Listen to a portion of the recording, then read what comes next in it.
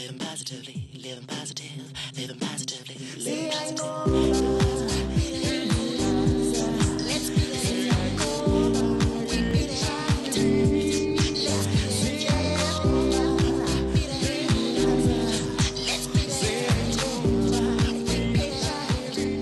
Molweni, namkelekile ku Siyayinqoba Beat It, inkqubo yakhe wonke ubani ophila nentsholongwane kagawulayo. Abalingane bethu, izihlobo, iintsapho zethu, abantu esisebenza nabo kunye nabasebenzi bezempilo. Igama lam ndingunokubonga Yawa yaye ndiphila nentsholongwane kagawulayo. Kwesi siqendu sanamhlanje siza kuqwalasela ii-events ezibalulekileyo ezimalunga nemiba ye-HIV ezithe zenzeka kunyaka ka-2009.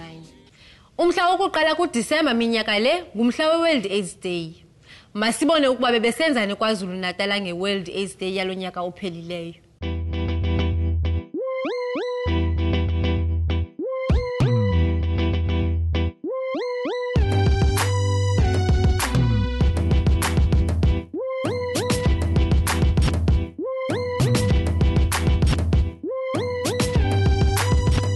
Asinibingelele namhlanje usuku lwengculaza umhla ka-1 Disemba silapha eFrance eMaritzburg sizobona undunankulu lesifundazwe uDr Mkhize njengoba ehambela imkhaya lendawo woza sengaphakathi uzibonele njengoba ekhuluma nalezi zakhamuzi.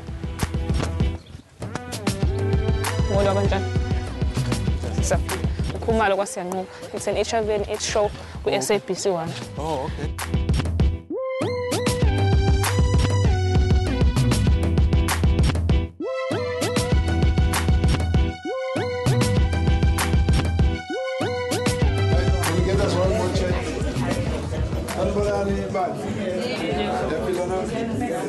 Ndunankulu sifuna ukuthola ukuthi kunamahelezo ukuthi eGoli umongameli lelizwe uMnumzana Jacob Zuma kunokuthile angase akukhiphe malana nohlelo lwe-triple therapy ukuze kusizwe lolu hlelo lamanje le-PMTCT. Ucabanga ukuthi uma ngabe likhishwa ingabe nizoqala nilisebenzise nje uma ngabe likhishwa lesifundazwe la KwaZulu Natal?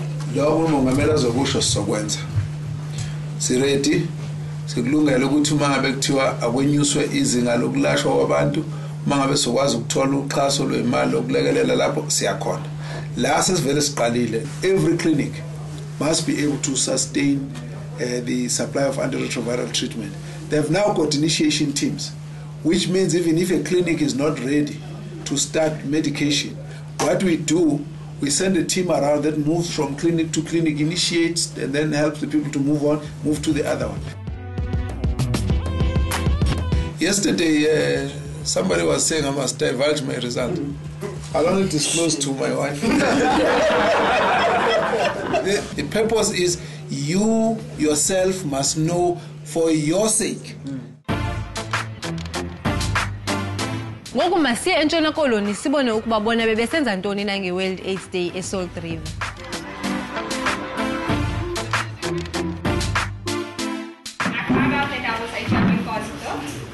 I was only 19 years old when I found out. It was in November, the 21st of November 2006. My mother never knew because I didn't know how to tell my family, because I didn't know how they accepted that I'm HIV positive. I was very depressed. I blamed myself. I was angry with myself. And today, I just want to tell all you children today, please don't do the same mistake that I did. If you do want to have sex, use protection. Don't make the same mistake that I did.